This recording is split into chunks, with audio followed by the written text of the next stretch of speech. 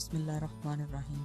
मैं हूं आपका होस्ट मोहम्मद बिलाल और आज मैं आपको एसी के कनेक्शन करके दिखाने वाला हूं, जिसमें हमारे पास इंडोर एसी और आउटडोर एसी के कनेक्शन में करके दिखाऊंगा आपको। इसमें हमारे पास एक डिस्ट्रीब्यूशन बोर्ड है और एक आइसोलेटर स्विच है और इसके हम किस तरह इसके इंडोर और आउटडोर के कनेक्शन कर सकते हैं। अगर आप लोगों ने अभी तक मेरे चैनल मियां इलेक्ट्रिक को सब्सक्राइब नहीं किया तो चैनल को सब्सक्राइब कीजिए और साथ में मौजूद बेल आइकन को प्रेस कीजिए ताकि आने वाले हर नई वीडियो की अपडेट आपको सबसे पहले मिल सके।